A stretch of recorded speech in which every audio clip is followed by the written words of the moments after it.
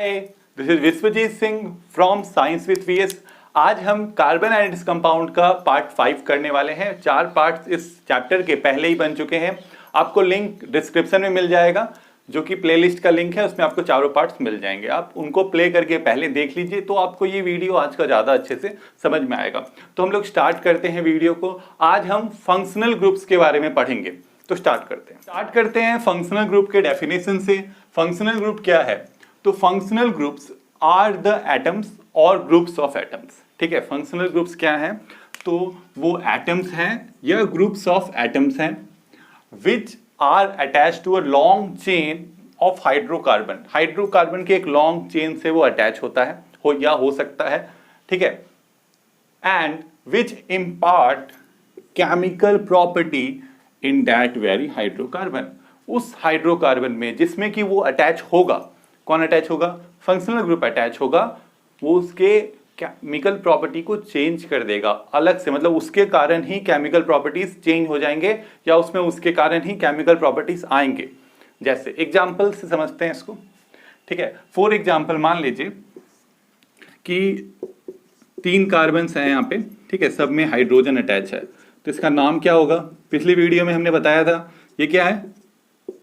Yes, देखिए इसको, सारे इसमें सिंगल बॉन्ड्स हैं। सिंगल बॉन्ड्स और साथ में क्या है? ओपन चेन है। तो single bond open chain alkanes होते हैं। बिल्कुल एल्केन्स होते हैं।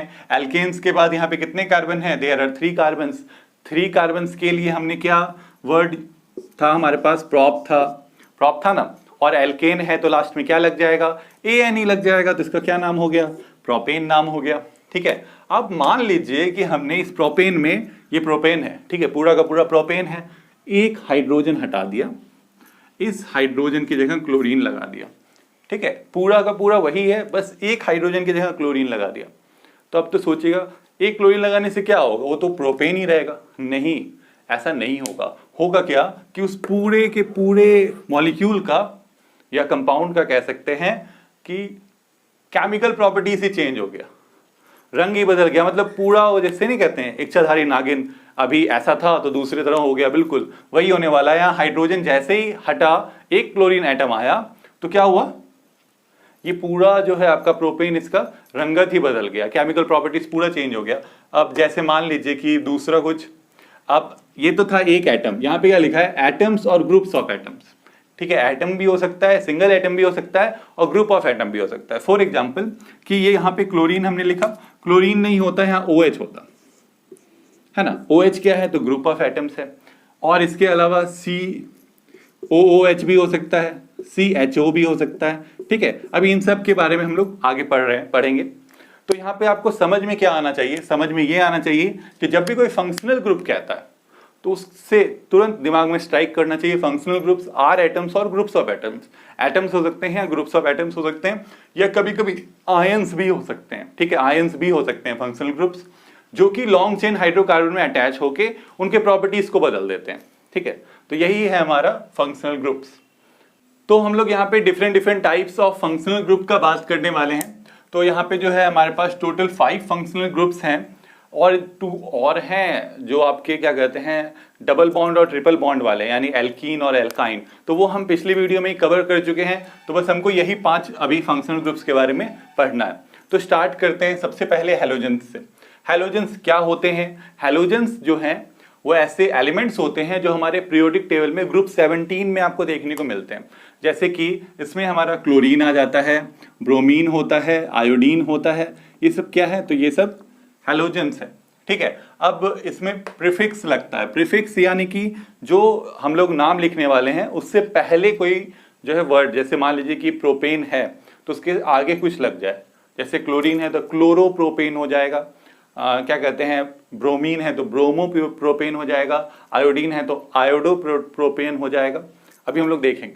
ठीक है, तो इसमें प्रीफिक्स क्या लगता है? हैलो लगता है। हैलो मतलब जो यहाँ पे है। ठीक है, पहले से, जैसे क्लोरीन है तो क्लोरो, ठीक है, ब्रोमीन है तो ब्रोमो, आयोडीन है तो आयोडो। ठीक है, तो अगर हम इसका देखें, अब मान लीजिए कि कोई हम स्ट्रक्चर बनाते हैं यहाँ पे,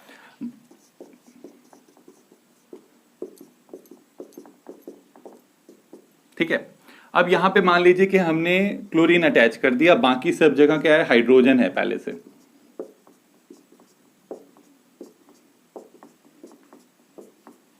ठीक है, क्या अटैच किया हमने, क्लोरीन अटैच किया। तो अब अगर क्लोरीन अटैच किया तो सबसे पहले तो हम क्लोरीन को भूल जाएंगे और इसका काउंटिंग करेंगे नंबर ऑफ कार्बन्स का। नंबर ऑफ कार्बन्स अगर हम काउंट करें यहाँ पे तो 1 2 3 4 5, 5 कार्बन है, 5 कार्बन है, सारे सिंगल बॉन्ड्स हैं। तो वहां पे हम लोग क्या लिखने वाले हैं, हाँ पता है पेंटेन लिखने वाले हैं, है ना, पेंटेन। पेंटेन हो गया इसका नेम। अगर यहाँ पे क्लोरीन नहीं होता तो, पर यहाँ पे तो क्लोरीन है, क्लोरीन है तो प्रीफिक्स क्या लगने वाला है, क्लोरो लगने वाला है। तो यहाँ पे क्या हो जाएगा, तो इसका नाम क्या हो जाएगा, क्लोरोपेंटेन। कितना इजी है, बस आपको याद रखना है कि जो यहाँ पे हेलोजन आपको दिख जाएगा, ठीक है, हमको 2 3 4 वाला नहीं पढ़ना है इस साल, एकदम क्या कहते हैं इजी वाला नोमेनक्लेचर पढ़ना है जो बहुत ही आसान है। बस यहाँ पे आपको जैसे ही क्लोरीन दिख जाए, क्लोरीन का प्रीफिक्स क्लोरो लिख देंगे और गिन लेंगे हम लोग 1 2 3 4 5, 5 है, सिंगल बॉन्ड है तो पेंटेन होगा, बस, है ना, बहुत ही ईजी है। अब मान लीजिए यहाँ पे ब्रोमीन होता तो बस क्लोरो की जगह क्या आ जाता, ब्रोमो आ जाता। अगर यहाँ पे आयोडीन होता तो क्या होता, आयोडो आ जाता। एकदम सिंपल है, यही है हमारा हैलोजन में फंक्शनल ग्रुप्स के बारे में आपको समझ में आ गया होगा। अब हम लोग आगे बढ़ते हैं अल्कोहल। ठीक है, अल्कोहल में ग्रुप्स ऑफ एटम होते हैं, O और H होता है। ठीक है, हम इसको इन जनरल OH ऐसे लिखते हैं। ठीक है, ऐसे जो आपका ऑक्सीजन है वो एक बॉन्ड जो है उसके साथ चेन ऑफ हाइड्रोकार्बन के साथ अटैच होता है और एक बॉन्ड जो है इस हाइड्रोजन के साथ अटैच होता है, पर इस तरह से भी हम इसको डोनेट करते हैं। तो अगर हम इसमें जो है प्रीफिक्स नहीं सफिक्स हम लोग जान रहे हैं, सफिक्स क्या लगता है यहाँ पे, OL लगता है। फॉर एग्जाम्पल मान लीजिए कि हम कोई बना लेते हैं कंपाउंड। ठीक है, हमने ये 4 कार्बन का कंपाउंड बनाया, एल्केन है ये भी। ठीक है, तो हमको एल्केन में ही फंक्शनल ग्रुप्स पढ़ने हैं। ठीक है, तो अब यहाँ पे हमारे पास क्या हुआ, आप मान लीजिए कि हमने यहाँ पे क्या अटैच कर दिया, OH अटैच कर दिया। ठीक है, तो बिल्कुल पहले वाले की तरह कि आप भूल जाइए कि OH है, पहले हमको क्या करना है, हम इसको खा गए, इतना सा बचा। ठीक है, अब क्या बचा, इतना सा बचा तो 4 हमारे पास कार्बन है, 4 कार्बन है तो 4 कार्बन है तो हम कहा क्या वर्ड यूज करते हैं, ब्यूट वर्ड यूज करते हैं, और साथ में क्या है, सिंगल बॉन्ड्स यानी एल्केन। तो यहां पे क्या होगा, ब्यूटेन। ठीक है, अब देखिए यहाँ पे सफिक्स लगने वाला है। सफिक्स यानी कि वो जो यहाँ पे ग्रुप ऑफ अल्फाबेट है वो लास्ट में लगेगा। तो लास्ट में हम सफिक्स लगाने से पहले हमेशा ई को हटा देंगे। ठीक है, यहाँ पे क्या हो जाएगा, ब्यूटेन। ठीक है, ब्यूटेन था ये, ई हटा दिए, ई की जगह क्या लगा दिए, ऑल लगा दिए, तो अब ये क्या हो गया, ब्यूटेनॉल, है ना। इसको क्या प्रोनाउंस करेंगे, ब्यूटेनॉल।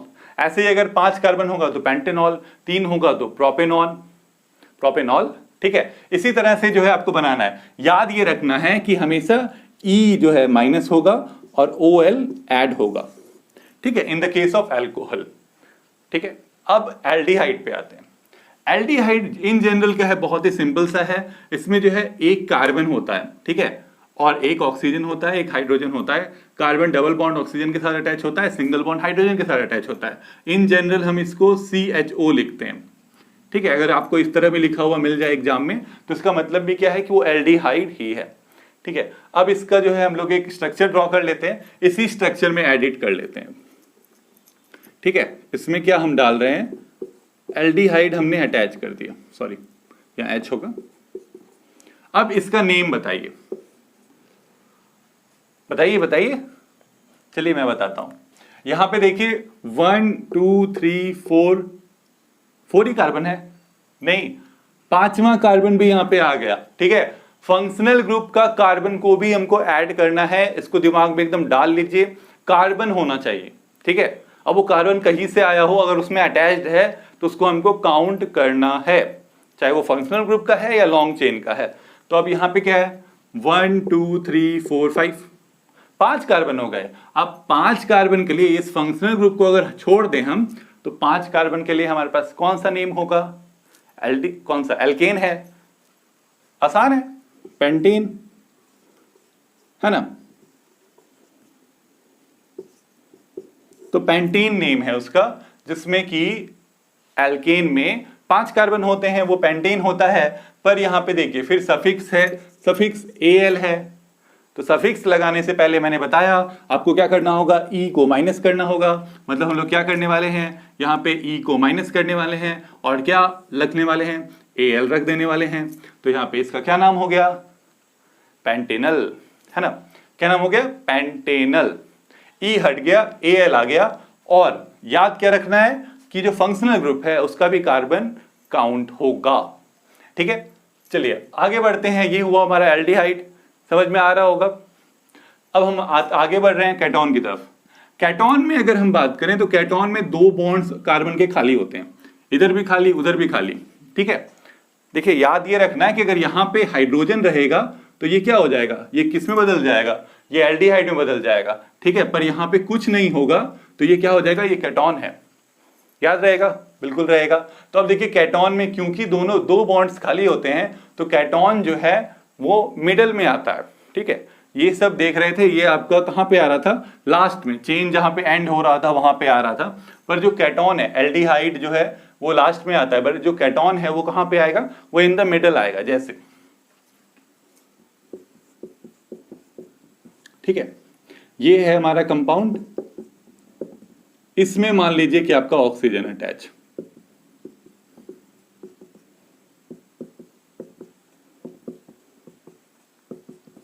ठीक है।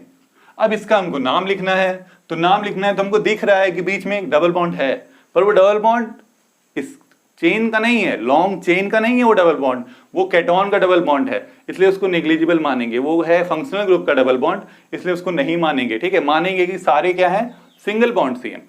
For all single bonds and कितने नंबर ऑफ कार्बन है, 1 2 3 4 5, हाँ 5, इसको भी गिनना है क्योंकि ये फंक्शनल ग्रुप का है। हम क्या बताए, कहीं से भी कार्बन आए जोड़ दीजिए उसको काउंटिंग में। तो यहाँ पे हमारे 5 कार्बन हो गए, 5 कार्बन हो गए। तो 5 के लिए फिर बार बार 5 हो रहा है क्या, एक हटा देते, चलिए 4 कार्बन पे बनते हैं। ठीक है, यहाँ पे हमारे 4 कार्बन हो गए। ठीक है, 4 कार्बन है तो यहाँ पे पहले क्या लिखेंगे हम लोग, ब्यूट लिख देंगे। ब्यूट लिखने के बाद एल्केन है, बिल्कुल, तो एन लगा दीजिए, ब्यूटेन हो गया। पर फिर देखिए यहां सफिक्स क्या है, ओन, 1 कह सकते हैं, वही ऑन सफिक्स है हमारा। तो ऑन को लगाने के लिए हमको क्या करना होगा, माइनस करना होगा ई को, ऐड क्या करना होगा, ऑन को। तो यहां पे हम ऑन ऐड कर देंगे, तो इसका नाम क्या हो गया, ब्यूटेनॉन, है ना। कितना इजी सा नाम है, ब्यूटेनॉन। नाम लिखना, नोमेनक्लेचर जो है इसको, ये जो हम लोग नोमेनक्लेचर यहाँ सीख रहे हैं इसको IUPAC नोमेनक्लेचर बोलते हैं। ठीक है, यहाँ पे हम लोग बात करने वाले हैं हमारे लास्ट फंक्शनल ग्रुप की, जो कि है कार्बोक्सिलिक एसिड। तो कार्बोक्सिलिक एसिड को देखें अगर, तो हमारा यहाँ पे जो फंक्शनल ग्रुप है कार्बोक्सिलिक एसिड, उसका स्ट्रक्चर कुछ ऐसा है, COOH। हम इसको कैसे लिख सकते हैं, इन सिंपल COOH। ठीक है, तो मतलब एक जो C के साथ एक ऑक्सीजन डबल बॉन्ड के साथ अटैच है, एक ऑक्सीजन सिंगल बॉन्ड के साथ अटैच है, और उसी ऑक्सीजन में H अटैच है। कुछ अल्कोहल टाइप का यहाँ पे स्ट्रक्चर आपको देखने को मिल रहा है कि O और H उसी तरह अटैच है अल्कोहल की तरह। तो इस तरह से हम जो है इसको कार्बोक्सिलिक एसिड को सिंपली लिख सकते हैं। और इसका जो सफिक्स है वो है ओइक एसिड। ठीक है, ओइक एसिड। तो अब हम इसको जरा सा एक एग्जाम्पल से समझते हैं। जैसे मान लीजिए कि एक एग्जाम्पल लेते हैं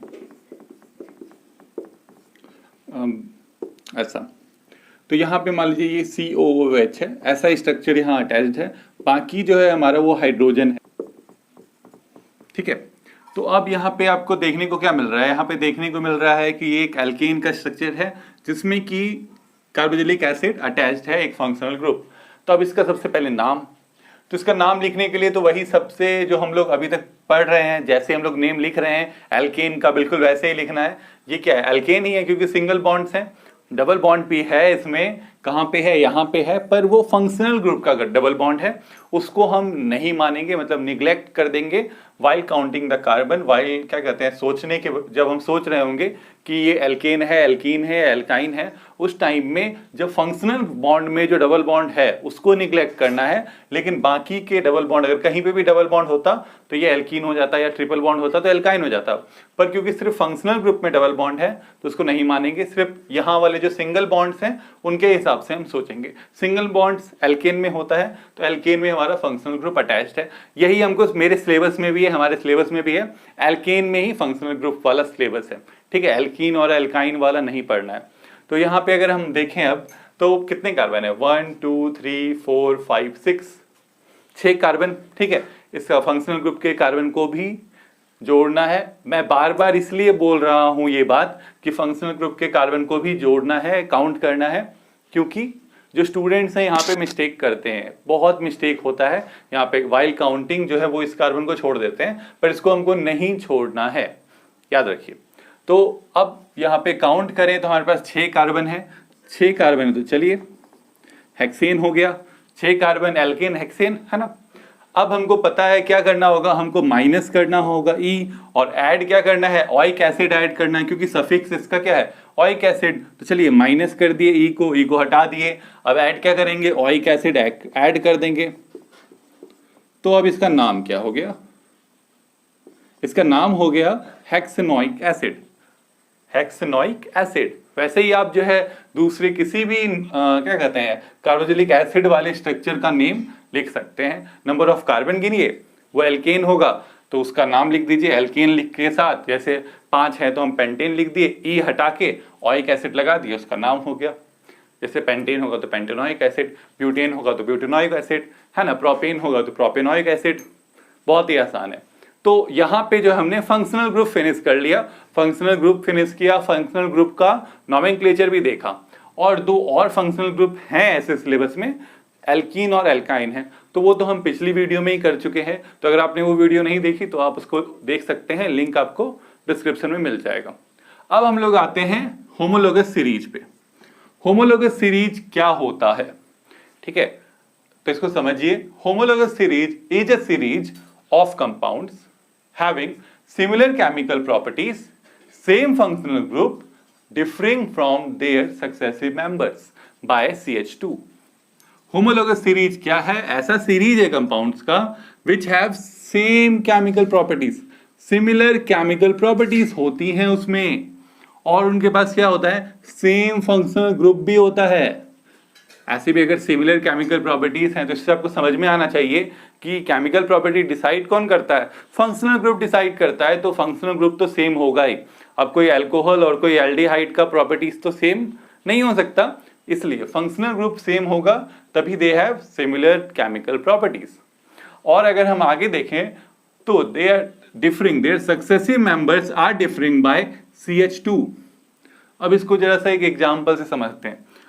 जैसे आपका होमोलोगस सीरीज को हम एक जनरल अगर समझे तो ये क्या है, एक हाइड्रोकार्बन का फैमिली कह सकते हैं, ठीक है, it is a family. Simply एक हाइड्रोकार्बन का फैमिली है जिसमें कि हर एक सक्सेसिव मेंबर जो है वो CH2 से डिफर कर रहा है। जैसे एक एग्जांपल, जैसे मान लीजिए कि आप एल्केन का हम बात करते हैं, ठीक है, एल्केन का अगर हम बात करते हैं, एल्केन का जो फर्स्ट मेंबर है वो कौन है, मीथेन है ना। मीथेन का फॉर्मूला क्या है, CH4। इसका जनरल फॉर्मूला क्या होता है, CnH2n+2, पढ़ चुके हैं हम लोग। तो उसमें अगर हम 1 डालें, पहला मतलब 1 डालेंगे तो ये 1 हो जाएगा, यहाँ 1 लिख दिए। इसके बाद क्या हो जाएगा, 2+2 कितना हो जाएगा, 4, यानी कि मीथेन का फॉर्मूला हो जाएगा CH4। इसी तरह अगर हम इसका दूसरे मेंबर का बात करें एल्केन का, तो दूसरा मेंबर क्या है, इथेन। इथेन का फॉर्मूला क्या होगा, C2H6। इसी तरह आगे बढ़ेंगे तो C3H8 प्रोपेन का फॉर्मूला, और ऐसे ही जो है ये बढ़ते चले जाएंगे जितना आप आगे ले जा सकते हैं, ठीक है।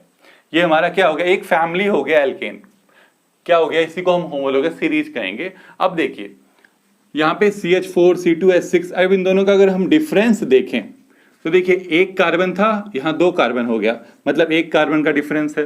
अब हाइड्रोजन का देखिए, यहाँ पे 4 था, यहाँ कितना हो गया, 6 हो गया, तो 2 हाइड्रोजन का डिफरेंस है। देखिए CH2 से यही चीज यहाँ कह रहा है कि हर एक सक्सेसिव मेंबर जो है वो CH2 से डिफर कर रहा है। इन दोनों के बीच में भी अगर आप देखें 2 और 1 3 होता है, मतलब 1 कार्बन, 6 2 8 होता है, यानी 2 हाइड्रोजन, CH2 का डिफरेंस है। अब अगर हम आगे बढ़ें, और भी बहुत सारे फैमिलीज हैं, हम पढ़ चुके हैं एल्कीन भी। एल्कीन का अगर बात करें तो एल्कीन का जो फर्स्ट मेंबर है वो क्या होता है?